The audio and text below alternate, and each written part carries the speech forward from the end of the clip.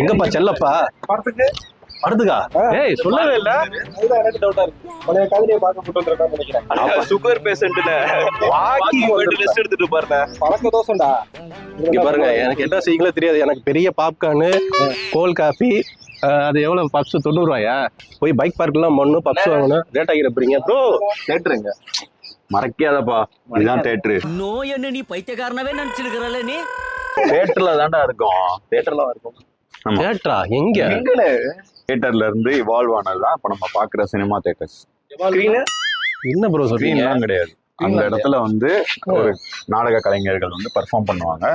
இந்த இடத்துல உட்காந்து எல்லாருமே வந்து பார்ப்பாங்க. ஸோ இதுல இருந்து இவால்வ் ஆனதுதான் சினிமா தேட்டர்ஸ். அது சொல்லும் காலத்துல இந்த சிவாஜி எம்ஜிஆர் எல்லாம் இதுல எல்லாம் வந்தாங்கன்னு சொல்லுவீங்களா? தானே இங்க இருந்து வரலடா, திருச்சி இருந்து வரல. இது பட்டவர்த் ரோடு. கேட்கவானே இங்க வருகிறோம். நான் வேற ஆல்ட்டெல்லாம் சொல்லிட்டு வந்துட்டேன். பிரச்சனை உனக்கு. சரி ப்ரோ, இதெல்லாம் இருக்கட்டும். இப்ப எதுக்கு எங்களெல்லாம் கிளம்பி இங்க வர சொன்னீங்க? அதுக்கு என்னதான் இப்ப யோசிச்சு வச்சிருக்கீங்க?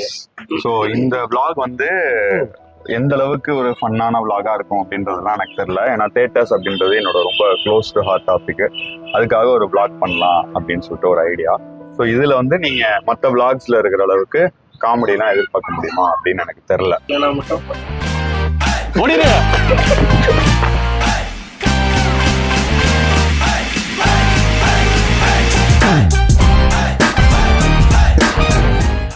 Welcome to Yogiyan vlogs. அப்படியே போவோம், கேண்டிட்டு வாங்க. இன்னைக்கு பண்டாரங்களா. ஸோ இன்னைக்கு நம்ம எங்க வந்திருக்கோம் அப்படின்னா, திருச்சியில இருக்கிற ஒரு ஐகானிக்கான ஒரு தேட்டர், பேலஸ் தேட்டர் அப்படின்னு சொல்லுவாங்க. ஸோ அதுதான் எக்ஸ்ப்ளோர் பண்றதுக்கு வந்திருக்கோம். போலாம்.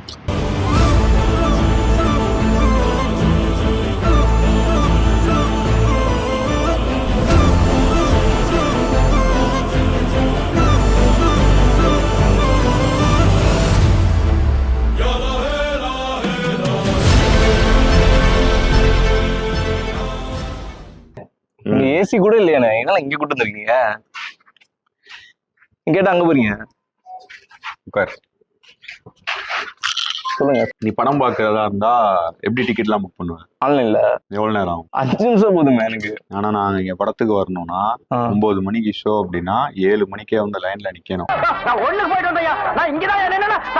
அவ்வளவு கூட்டமா இருப்பாங்க. அவ்வளவு கூட்டத்தையும் தாண்டி உள்ள வந்து அந்த டிக்கெட்டை வாங்கிட்டு இங்க வந்துடணும். இப்ப நீ படத்துக்கு போறதா இருந்தா 5 நிமிஷத்துக்கு முன்னாடி நீ வந்தினாலும் போதும், இல்ல அரை மணி நேரத்துக்கு அப்புறம் வந்தினாலும் உன் சீட்ல எவனும் உட்கார மாட்டான். ஆனா இங்க அப்படி கிடையாது. ஃபர்ஸ்ட் யாரு வராங்களோ அவங்க உட்கார்றதுதான் அந்த சீட். நீ எங்க லேட்டா வந்தீங்கன்னா முன்னாடி உட்காரணும். அதுக்கும் முன்னாடி வந்து ஸ்கிரீனுக்கு அங்கிட்டு போய் உட்காந்துட வேண்டியதான்.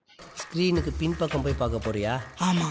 அல்ப அங்கிட்டு போய் பார்த்தாலும் இங்கிட்டு தான் தெரியும். இல்லையா, நேரா ப்ரொஜெக்டர் ரூம்ல உட்காந்து பார்க்கணும். அந்த மாதிரி தான் இருக்கும். நாங்களாம் அப்பெல்லாம் ஸ்நாக்ஸ் எல்லாம் இங்க தியேட்டர்ல தான் வாங்கணும்ன்றதுலாம் கிடையாது. இப்ப இந்த பாம் செக் பண்ற மாதிரி என்னென்ன இருக்கு அதெல்லாம் எதுவுமே பண்ண மாட்டாங்க. நாங்க சாப்பாடை வீட்டுல இருந்து எடுத்துட்டு வந்து உட்காந்து இங்க சாப்பிட்டுக்கிட்டே எல்லாம் மாதிரி போட்டுருவீங்க. அப்படியே நாங்க இங்க உட்காந்து படம் எல்லாம் பாத்துருக்கோம். சாப்பாடு வீட்டுல இருந்து எடுத்துட்டு வருவோம், ஸ்நாக்ஸ் எடுத்துட்டு வருவோம், பிஸ்கெட்டு, தேன் மிட்டாய் எல்லாம் விட்டா சூப்பரா இருக்குமே. என்னமோ கொண்டு வரலாமே. நீ இப்ப என்ன கொண்டு வருவோம்னு எனக்கு தெரியும்.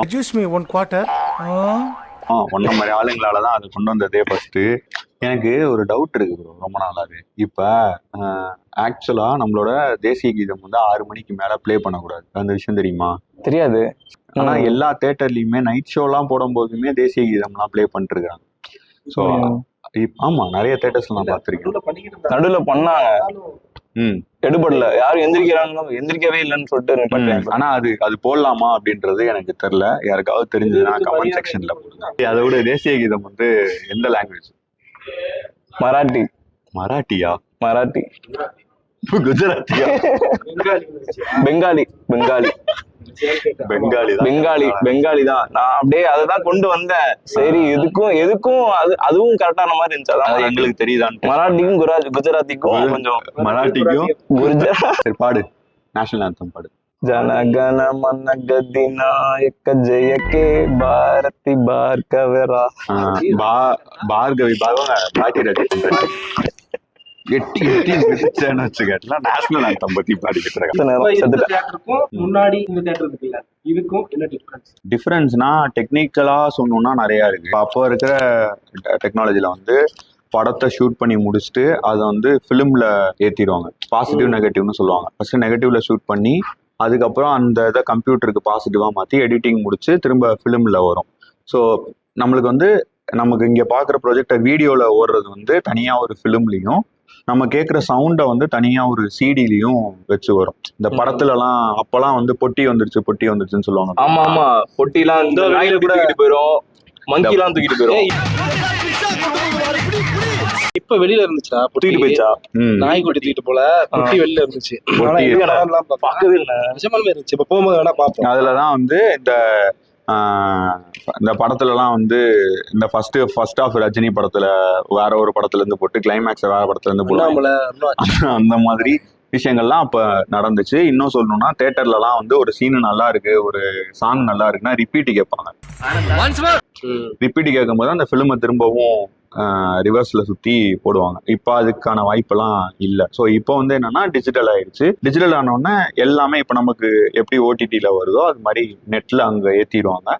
இங்க தியேட்டர்ஸ்ல வந்து ஒரே டைம்ல கியூப்ல ஒரே டைம்ல அந்த டவுன்லோட் பண்ணி ப்ரொஜெக்ட் பண்ணிடுவாங்க. இதனால என்ன ஒரு பிளஸ் பாயிண்ட் அப்படின்னா பிரிண்ட் போடுற காஸ்ட் கிடையாது.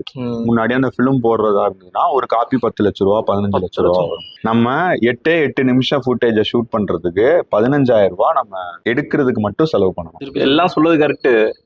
முன்னாடி கஷ்டம், எவ்வளவு கஷ்டம். பாசிட்டிவ் நெகட்டிவ்ல இருந்து பாசிட்டிவ் நெகட்டிவ் என்னென்னமோ சொல்றீங்க. அழகா போட்டோமா முடிச்சோமான்னு இருக்கு. இப்ப ஏன் அதை நம்ம ரொம்ப பெருசா யோசிக்கிறோம், அதை பத்தி இவ்வளவு பேசுறோம் அப்படின்னா அப்போ வந்து ஒரு டிசிப்ளின் இருக்கும். இப்போ ஒரு ஆக்டர் வந்து பேசுறாங்க அப்படின்னா அவங்க கண்டென்ட்டை முன்னாடி நல்லா ப்ராக்டிஸ் பண்ணுவாங்க. கேமரா ரோல் அப்ப பர்ஃபெக்டா அதை அவங்க நடிச்சாகணும், பர்ஃபெக்டா டயலாக பேசி ஆகணும். ரீடேக்கு போனாங்கன்னா அவ்வளோ பிரச்சனையாகும். ஸோ அந்த ரெஸ்பான்சிபிலிட்டி எல்லா நடிகர்கள்கிட்டையும் இருந்துச்சு, எல்லா டெக்னீஷியன்ஸ் கிட்டையுமே இருந்துச்சு.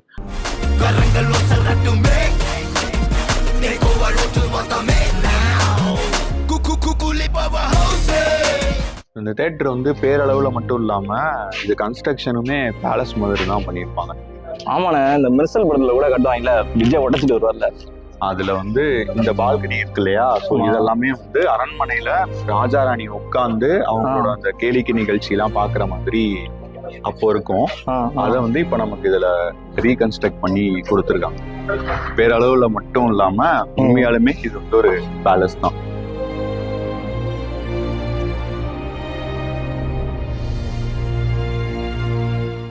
ஸோ இப்போதான் வந்து இந்த தேட்டரோட ஒரு ஹைலைட் ஸ்பாட்டுக்கு நம்ம போறோம். கமான்.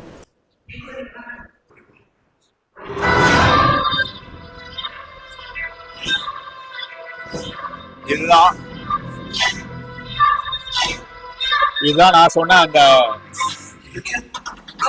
பால்கனி சொன்னேன் இல்லையா, இந்த அரண்மனை செட்டப்ல. ஸோ இங்க இருந்து நம்ம வந்து படத்தை பார்க்கலாம். எந்த அளவுக்கு ஆடியோ கிளியரா இருக்குன்னு தெரியல, பட் வேற லெவலா இருக்கு.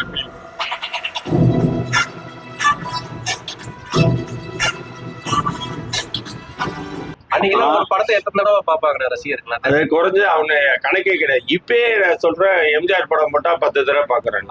சமீபத்துல அடிமை பெண் ஓட்ட 1.5 லட்ச ரூபா கிடைச்சிட்டாரு. நாடோடி பண்ண 1.5 லட்ச ரூபா கிடைச்சிருக்கு. ரீரிலீஸ். சரிண்ணே, இந்த தேட்டருக்கு வந்து யாராவது நடிகர் அந்த காலத்துல தேட்டருக்கு வந்து எல்லாருக்கும் வந்திருக்காங்க. யாரா இருந்தா வந்திருக்காங்க?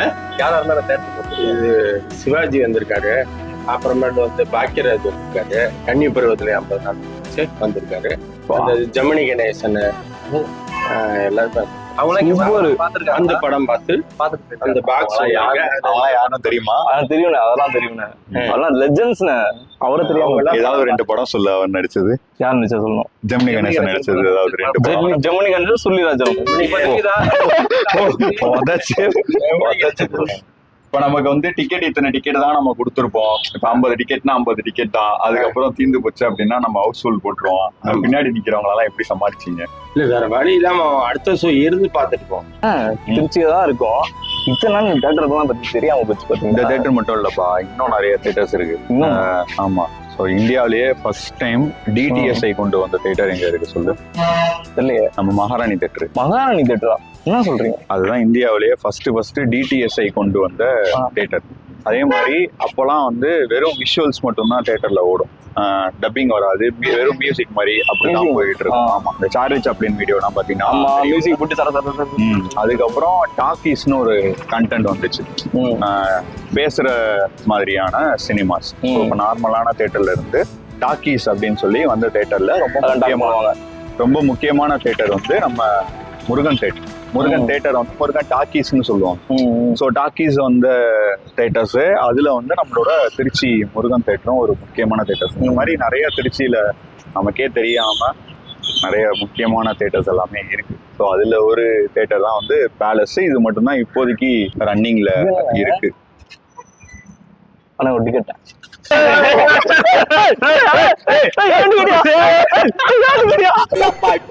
அதே